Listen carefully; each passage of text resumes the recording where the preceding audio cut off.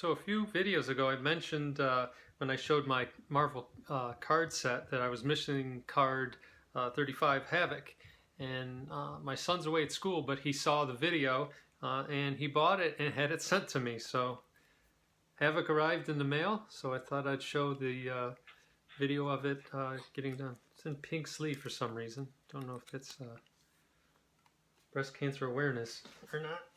Anyway, so there's the page that's missing. So if this is 20 some years in the making, I guess. There he goes, between Doctor Strange and Colossus. This is pretty cool. So thanks to my son for doing that. That was a nice thing to do. It was a nice surprise in the mail. Thank you. Hey, today I thought we would continue the Power Records series with Power Records number 14, The Monster of Frankenstein. Ooh, scary. Enjoy.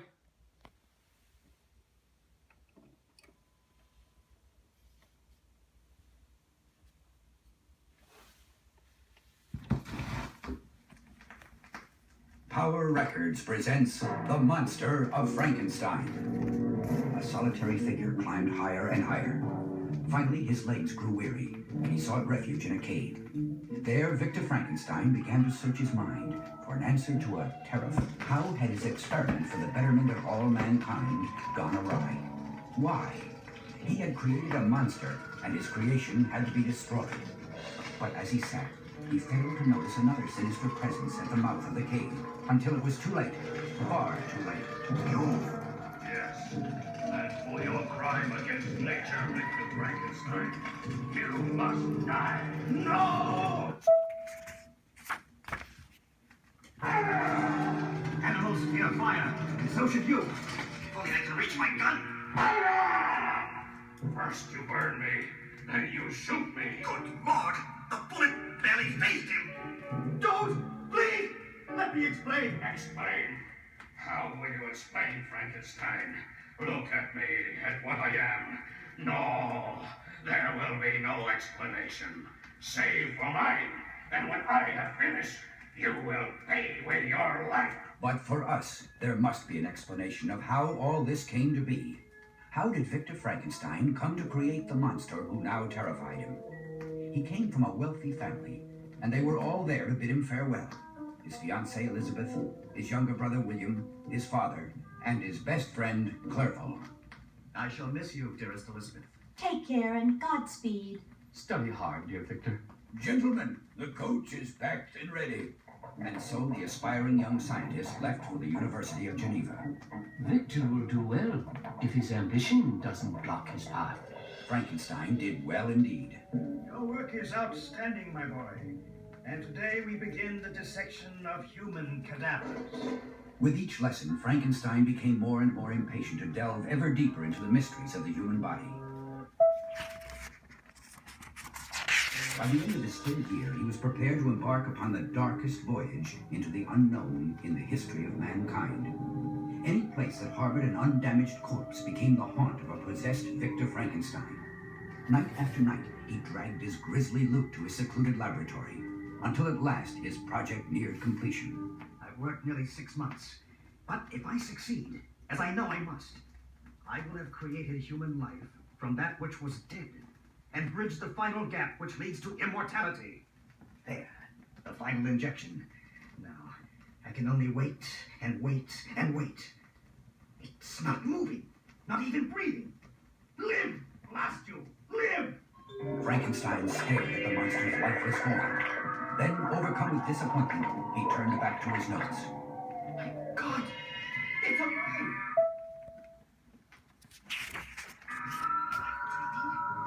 Oh, it's true! I've created a living being from various parts of the dead. I'll be famous. Wait. He's rising. Walking toward me. Staring at me. Those eyes. Those horrible, glowing yellow eyes. Filled with hatred. Hatred of me. Ah! No! Stay away! I created you. You hear? You must obey me. But the creature would not obey. It continued to advance on its creator, until in total panic Frankenstein fled, in mortal fear of the thing he himself had created. Trembling, the exhausted doctor fell into a deep, fitful sleep. Hours later, sensing an unseen presence, he bolted upright to see the creature hovering menacingly over his bed. Paralyzed with fright, Frankenstein watched his creation as it gestured toward him, and he knew this monstrosity must be destroyed. Desperate, the doctor lashed out. Get away from me! You hear? Keep back! But the velocity of the chair striking the creature's rock-hard skin was like a matchstick striking a boulder, and far more serious. Frankenstein had established himself as the creature's enemy. Nothing phases the creature. Have to get away. Escape! And so Frankenstein ran for his life. He fled into the rain-swept darkness, his fear too great to allow him to stop. But finally the body overcame the mind, and he collapsed on the cold, wet earth. As dawn stole across the lawn where he rested, Victor, in heaven's name, what are you doing here? Open your eyes, man. Clerval! Oh, thank God you're here. Clerval took his delirious friend to his own hotel room, where he hovered between life and death for many weeks. It has been a long ordeal, Victor, but the crisis has passed. Therefore, much as it grieves me, my first words to you must be those of greatest sorrow. My friend, your younger brother William, he's been murdered, and your father's young ward, Justine Moritz, has been charged. William? Dead? And poor Justine? Good Lord, I must go to Father. The journey back to Geneva was long and painful for Victor Frankenstein. Could the monster, and not poor Justine, have murdered William in an act of revenge? Even in the arms of his beloved Elizabeth, he found it impossible to erase the creature from his thoughts. I can't believe Justine guilty. It is difficult for all of us, Victor. But the facts. She was found clutching William's pendant only a few feet from where he was murdered. Tell me, Father, is it not possible the murderer placed the pendant in Justine's grasp while she slept? What sort of being could commit so heinous a crime, then blame it on an innocent girl? And even as his father asked the question, Frankenstein knew the answer. I knew it! Was certain of it! And now my most terrible suspicions are confirmed. The creature lives and seeks revenge. But I must stop him. I must. What is it, Victor? Why did you bolt from the roof? I saw someone peering in the window. But these tracks show that he got away. When will Justine be hanged, Father? Tomorrow, I believe. There's no hope for her. And so Justine Moritz was hanged, died at the age of 21 for a crime she did not commit before the glazed eyes of a tortured Victor Frankenstein. The monster had laid his trap perfectly, and 2 innocent people now lay dead. The next morning, Frankenstein packed and departed into the mountains, in hope that the jagged peaks would grant him refuge from the horrors of the world below. But the very monster he dreaded, having followed him, now confronted Victor Frankenstein in his mountain refuge. Listen to me, Victor Frankenstein. You constructed my body piece by piece, created me against all the laws of God and man, gave me life, only No! to desert me, leave me alone and helpless. Please believe me. I didn't know what I was doing when I created you. But you did create me, and survive I did. Intermission. So good so far. I wonder what that could... The hell was that? That sounded like Zemo. Anyway, see if he shows up in part 2. For days I wandered through the dense forests. It would have been easy for me to collapse and die, but I refused. Finally, on the 10th day, fate intervened. A huge bear came out of the thicket toward me. Weak with hunger, but strong with the desire to live, I fought him, and in the end it was I who survived. Yes, I survived. Finally, food. It gave me the strength I needed. Deeper and deeper into the mountains I trudged. The loneliness became far more difficult to bear than the mere pangs of hunger. Then one day, I came upon a small cottage in the clearing, and my salvation was hid at the edge of the forest and watched its inhabitants. A blind old man and his daughter and son-in-law. I watched, observed, and learned. The 3 people became my friends, though of course they did not know of my presence. Oh, How I yearned to go to them, to tell them I was their friend. But it was impossible. I remained hidden, watching and listening, gradually beginning to learn the basics of their language. The winter passed slowly, but my learning process continued. Under cover of darkness, I did chores for them. I don't understand, Father. Who would do this for us, and why? Such good fortune is not for us to question, my son. Finally, as the snows began to melt, I watched the couple bid the old man farewell. We will return within a week, Father. Will you be all right here, alone? But of course, my dear. Have a good trip, and do not worry about me. This was the up. This was the up. This was the up. This was the up. The snarling beast crashed into the snow. I known such anguish. Only a few yards away, a frail, sightless old man was fighting for his very life, and if he lost, then so would I. When I reached the cabin door, I discovered the door was locked.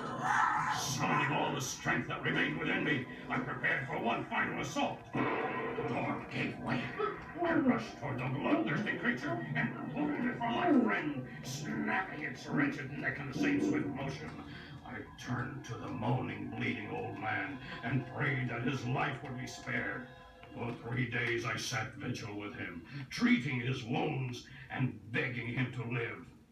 Then, miraculously, on the 4th day, he spoke. Who are you? I have sensed your presence, noticed your kindness to me. But up to now, I've been too weak to say thank you. My eyes filled with tears of gladness as the old man talked. At last I had made a friend. At least until the others returned. You are kind. The next 2 days were the happiest of my miserable life. We talked, we became close, but I knew it was too good to last. Tomorrow, my family will arrive, and I can hardly wait for them to meet you, my friend. I froze at the very thought of their return. Early the next morning, they came. By the saints! What sort of thing is that? In the cottage with your father? Stay here, my love, and pray that I am not too late to save him. Get away from him! He's just a blind old man! No, wait! You do not understand. I am... There was no reasoning with him. His eyes were glazed with disgust and hatred as he advanced on me with the axe. I wanted to scream out, to explain to them, but there was no time. Kill it! In God's name, someone help us! Kill it! I fled, her words ringing in my ears as I ran into the forest. Kill it! Kill it! Not him, but it. Once more I was alone, totally alone, and in that brief instant I learned the meaning of the word hate. Yes, hate Victor Frankenstein. And in that moment of my greatest despair, it was upon you that I swore vengeance. You, who are the cause of all my pain and grief, of all my loneliness. At last I've found you, Frankenstein, and now you die. Go ahead. Kill me. I deserve no better fate. You want to die? Then I will make you live and suffer as I have. Slowly, almost gently, the monster let his creator slide to the stone floor. Then, as Frankenstein wept uncontrollably, the monster once again spoke. Farewell, Dr. Frankenstein. When you are feeling sorry for yourself, for the grief you have known and will know, remember what I have suffered has been 1,000 times greater. It was a shaken Victor Frankenstein who arrived back in Geneva, only to find that the monster's threats were all true. Not only had his best friend Clerval died under mysterious circumstances, but even more grievous news awaited him. Elizabeth's been murdered, and your father, I'm afraid he's dying. And so the old man was. The news of Elizabeth's death had been too much for him. His father, Clerval, Elizabeth, all dead. It was more than the grief-stricken Victor could bear. Shortly after the funeral, he was placed in an asylum for an indefinite period of time. After several months, he gained his release. You have progressed, Victor. I only pray this obsession will not yet destroy you. It will not, Doctor. It will only destroy the thing which nearly destroyed me. And so Victor Frankenstein set forth to find and destroy the monster he had created. Now the lust for revenge was his, and it consumed and possessed him completely. More than a month passed without so much as a trace of his quarry, until finally he saw something move far in the distance.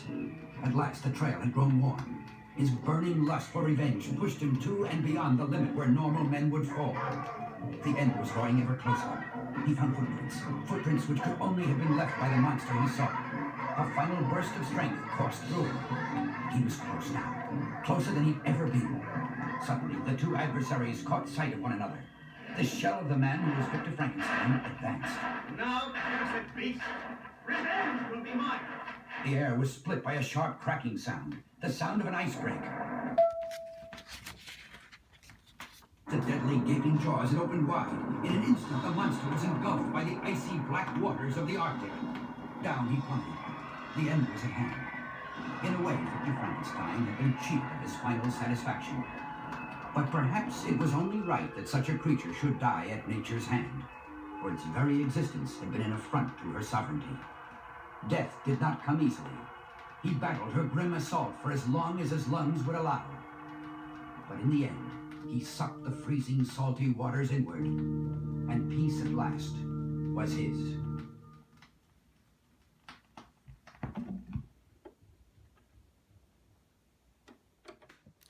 Well, that was that. What'd you think? I thought it was pretty good. I hadn't read this before. It wasn't at all like a Marvel hero comic. And later on in the Bronze Age in the 70s, he would show up like in Avengers or other series, and it was more comic-like, and he was more of a hero, I guess. Kind of followed like the same lines as like Swamp Thing. He would just kind of show up and help a little bit and be misunderstood and then disappear again. But in this was a lot truer to the original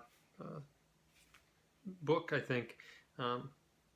Sorry about that skip too with when the wolf attacked, but I had to use the old plink method to fix it. But this was pretty good. I like this one better than the werewolf one. I thought it had a much better story, probably because they used that original source material. But it was really good. I liked it a lot, so I thought it would be fitting to have Frankenstein on Halloween, so hope everyone enjoyed it. Till next time, keep reading or listening.